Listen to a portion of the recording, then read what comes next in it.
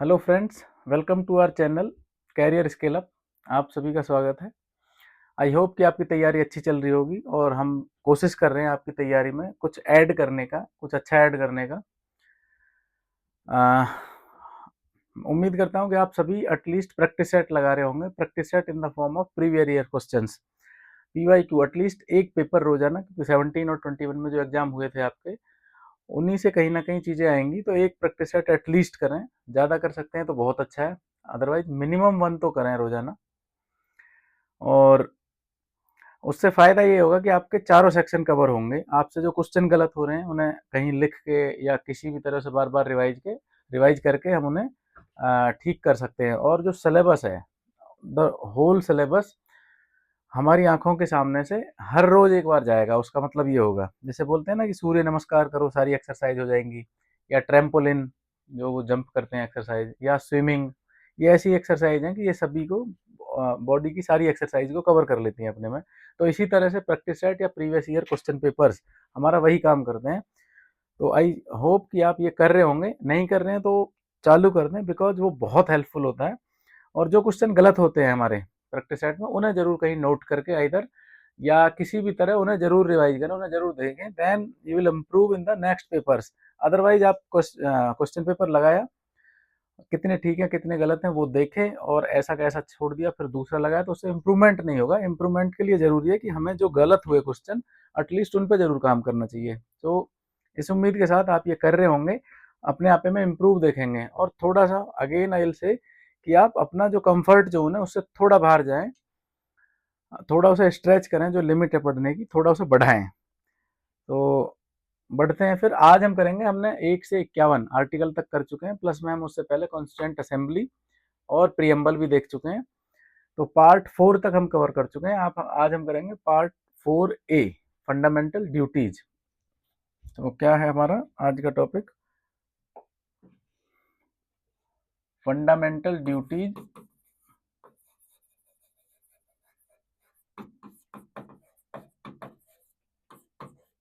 Fundamental duties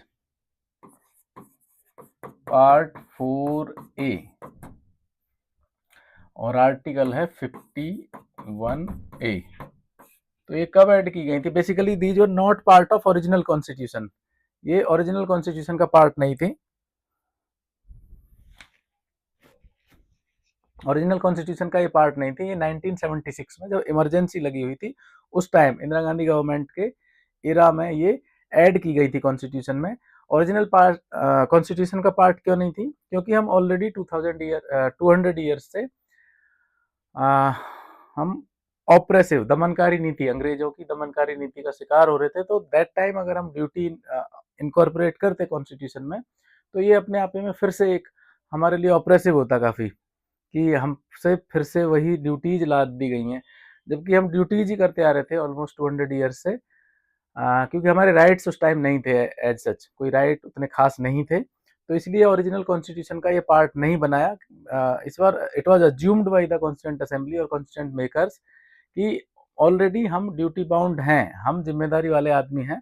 क्योंकि हमने national struggle में जो हमने दिखाया, जो हमारी यूनिटी दिखी, फाइनली हम सभी कलेक्ट हुए डेस्पाइट सेवरल डिस्पैरिटीज, बहुत सारी क्षेत्रीय विभिन्नताओं और रीजनल लैंग्वेज, सभी विभिन्नताओं के बावजूद हम एक हुए और हमने फ्रीडम स्ट्रगल में अच्छा काम किया। तो इसलिए ड्यूटीज ओरिजिनल कॉन्स्टिट्यूशन का पार्ट नहीं बनाई गई थी। 1976 में सिचुएशन चेंज हो गई। 1976 में फिर से रीजनल सेपरेटिज्म,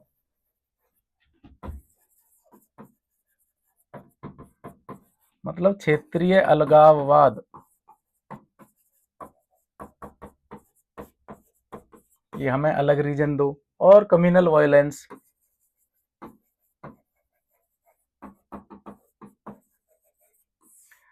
मतलब सांप्रदायिक हिंसे।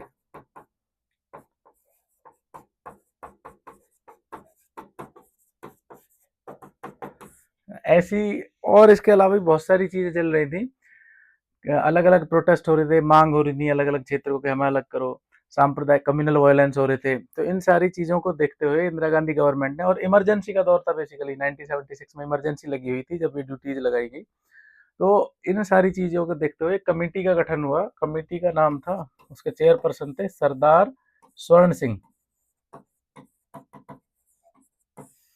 सरदार स्वर्ण सिंह थे चेयरपर्सन। उन्होंने रिकमेंड की 10 ड्यूटीज, 10 ड्यूटी उन्होंने रिकमेंड की कि आप ये ड्यूटी रख सकते हो पब्लिक पर। ड्यूटी क्या थे बेसिकली? सिविल और मोरल ऑब्लिगेशन, मतलब नागरिक और नैतिक दायित्व बेसिकली लोगों पे लगाने की, या लोगों को उनके ड्यूटीज से, जिस तरह वो अपने राइट से अवेयर थे, ड्यूटीज से अवेयर करने की एक बार फिर से जरूरत पड़ी। तो स्वर्ण सिंह कमेटी ने रिकमेंड किया कि आप लोगों को इस तरह ड्यूटीज, हम उनको उनकी ड्यूटीज भी याद दिला सकते हैं फंडामेंटल राइट्स के साथ साथ। तो ये कैरेक्टरिस्टिक्स है बेसिकली, या इनका बैकग्राउंड है कि क्यों आई ड्यूटीज सफिशिएंट है। एंड इनकी कैरेक्टरिस्टिक्स देख लेते हैं, विशेषताएं।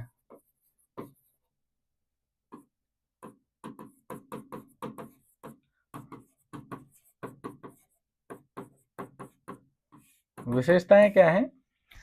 जैसे हम बात की फंडामेंटल राइट्स की, जब हमने फंडामेंटल राइट की बात की तो आर्टिकल 32 बोल रहा था कि अगर आपके राइट इस पार्ट में दिए हैं, जो पार्ट 3 में अगर वो स्टेट उनको छीन रहा है या वायोलेट कर रहा है, तो then you can directly move to supreme court for restoration. उनको वापस लाने के लिए आप कर सकते हो। तो पार्ट 3 में जो राइट्स हैं वो हमारे थे जस्टिसिएबल,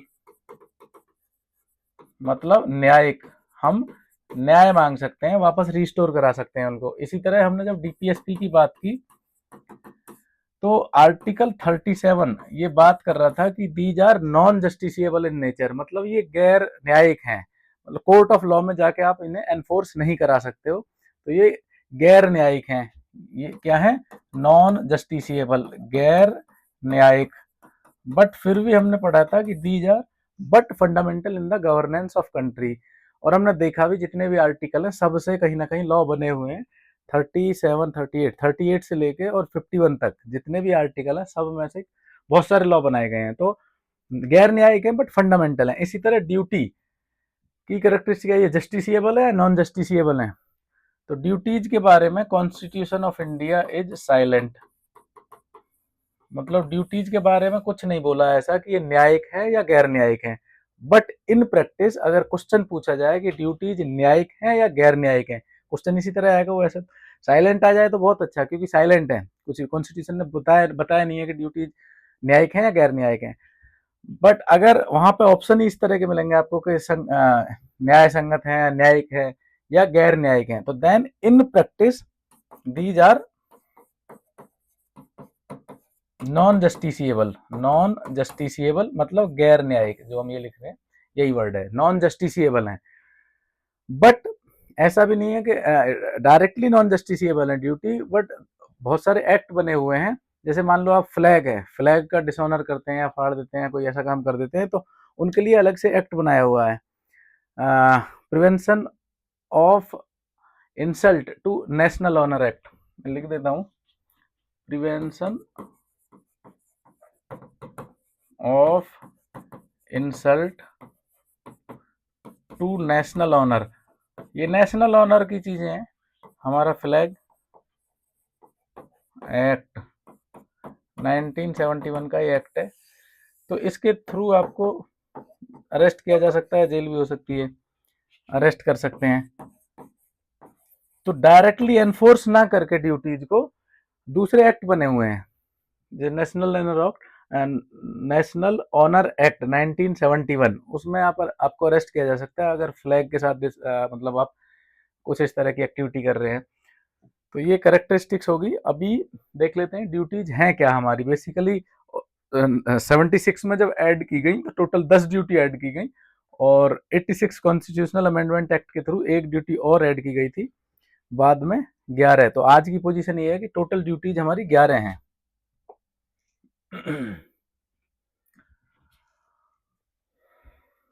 तो 51A में क्या क्या ड्यूटी है हमारी?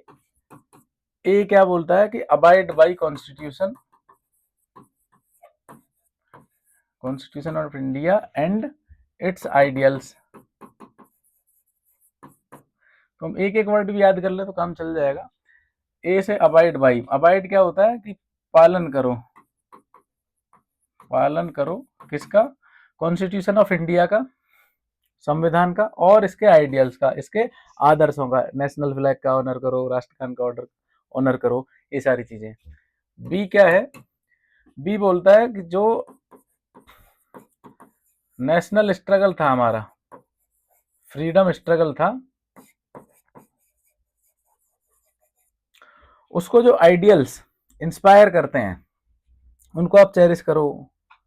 नेशनल स्ट्रगल या स्वतंत्रता आंदोलन, फ्रीडम स्ट्रगल, स्वतंत्रता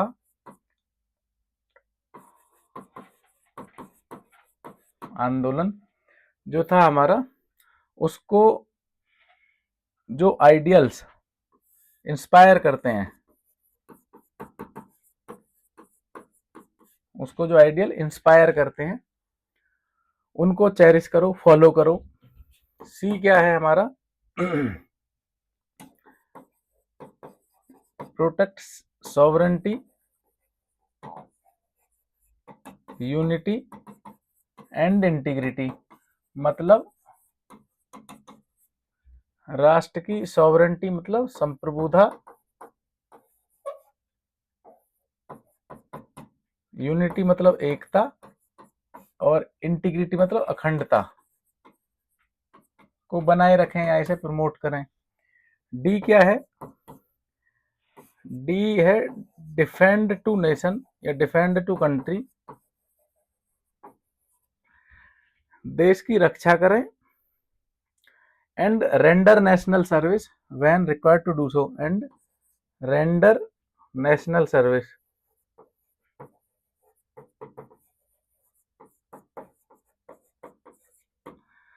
मतलब देश की रक्षा करें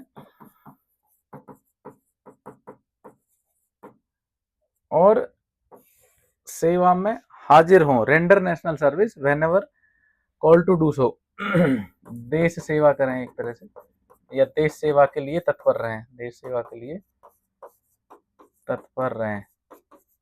तो क्या है, पहली तो है abide by constitution and it's ideals, A for abide by कि कॉन्स्टिट्यूशन के आइडियल्स का पालन करो, जैसे कि नेशनल एंथम हमने लिया। दूसरा है फ्रीडम स्ट्रगल, स्वतंत्रता आंदोलन को इंस्पायर करने वाले जो आइडियल्स हैं उनको चेरिश करो, उनको फॉलो करो, उनको दिल से लगाओ, इस तरह की बात की है। तो ये हम देख रहे होंगे, इन्हें पढ़ के हमको लग रहा होगा कि कुछ देश के अंदर ऐसा चल रहा था उस टाइम जिससे हम ऐसी बात कर रहे हैं ड्यूटीज में। थर्ड बोलते थे कि सॉवरेंटी, यूनिटी एंड इंटीग्रिटी बनाए रखो, मतलब संप्रभुता, एकता और अखंडता। इन्हें थोड़ा इनसे लिंक कर सकते हैं, ए से अबाइड बाई, सी से CSIU हम देख रहे sovereignty, unity, integrity. D defend country and render national service, ये भी उसी तरह की बात कर रहे हैं हम लगभग। तो इनको पढ़ के ही लग रहा होगा ड्यूटीज को कि उस टाइम कुछ तो ऐसा देश में चल रहा था कि जिसकी वजह से इनको इम्प्लीमेंट किया गया या इनको कॉन्स्टिट्यूशन में इनकॉर्पोरेट किया गया, कॉन्स्टिट्यूशन का पार्ट बनाया गया। Defend country and render national service when asked to do so, देश की रक्षा करें और नेशनल सर्विस, राष्ट्र सेवा के लिए अपने आपे को तत्पर रखें अगर बुलाया जाए तो। फिर है ई, ई क्या है, ई में बोलते हैं कि ऐसी प्रथा जो वोमन को डेरोगेट करती हैं, मतलब उनको नीचा दिखाती हैं, उन्हें रिनाउंस करें, renounce practices derogatory to the dignity of women,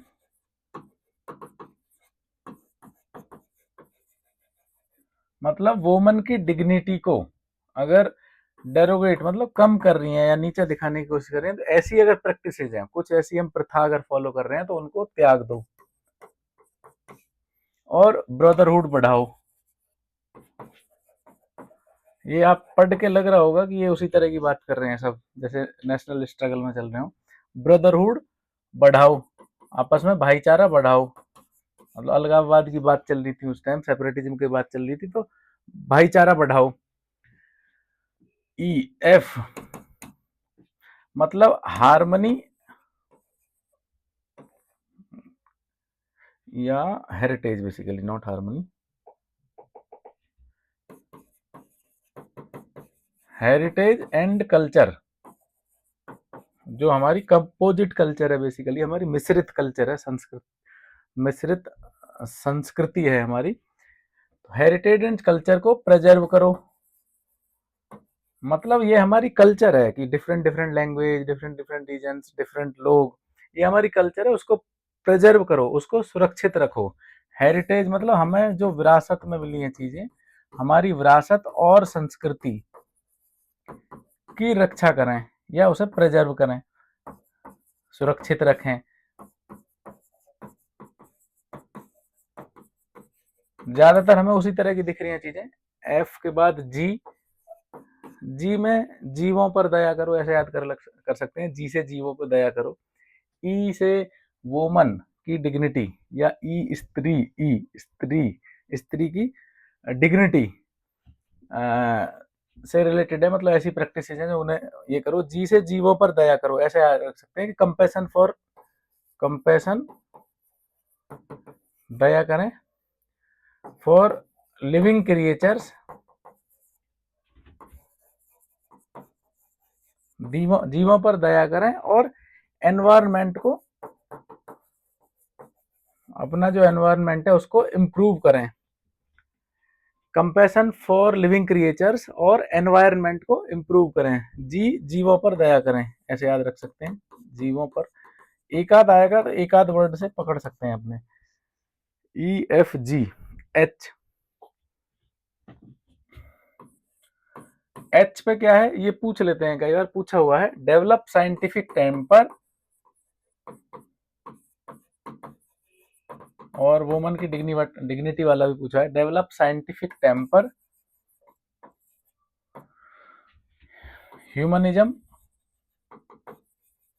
and develop scientific temper, humanism and spirit of inquiry, spirit of inquiry and reform. Develop scientific temper मतलब साइंटिफिक टेम्पर डेवलप करें। ह्यूमनिज्म मानववाद, वैज्ञानिक दृष्टिकोण,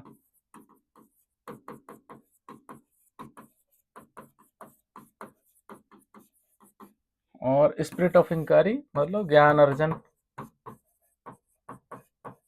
और रिफॉर्म सुधार, मतलब हमें साइंटिफिक टेम्पर डेवलप करना चाहिए, हमें ह्यूमनिज्म होना चाहिए, और स्पिरिट ऑफ इंक्वायरी, हमें ज्ञान अर्जन करने की हमारी स्पिरिट होनी चाहिए। रिफॉर्म, हमें अपने आप में भी रिफॉर्म करने की हमारी मतलब सुधार करने का भी हमें अपने आप में वो रखना चाहिए। क्या बोलेंगे, दृष्टिकोण, बेसिकली सुधारवादी दृष्टिकोण हम बोल सकते हैं। एच आई, आई मतलब इंडिया की प्रॉपर्टी को प्रोटेक्ट करो, मतलब आई, आई सेफ गार्ड प्रॉपर्टी, ऐसे ऐसे कर सकते हैं। आई मीन्स अपनी प्रॉपर्टी या इंडिया की property. I, I for India, India की प्रॉपर्टी, या आई फॉर खुद की प्रॉपर्टी को सेफ गार्ड करें, प्रॉपर्टी बचाएं, मतलब जो सार्वजनिक संपत्ति है उसको नुकसान ना दें। जैसे बस जला दी, ये कर दिया, वो कर दिया, जब राइटिंग हो रही थी, दंगे हो रहे थे, तो इस तरह के काम हो रहे थे, तो उसमें ये भी जोड़ा कि सेफ गार्ड प्रॉपर्टी, सांप्रदायिक क्या बोलते हैं, safe guard property, public property को बचाएं, मतलब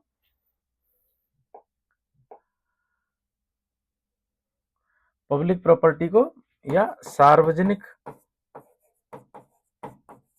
संपत्ति की रक्षा करें।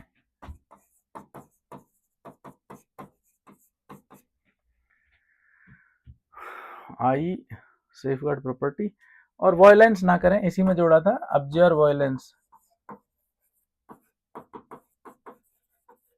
हिंसा ना करें। तो ये ड्यूटी पढ़ के ही आपको लग रही होंगी कि ये किस टाइम पे की होंगी। 1976 में सिचुएशन काफी वल्नरेबल बन गई थी कि हिंसा ना करें, संपत्ति का नुकसान ना पहुंचाएं। आई के बाद जे में बोला था कि एक्सेलेंस लाएं अपने आप में, excellence, promote excellence in all spheres of life, promote या increase excellence in all spheres of life.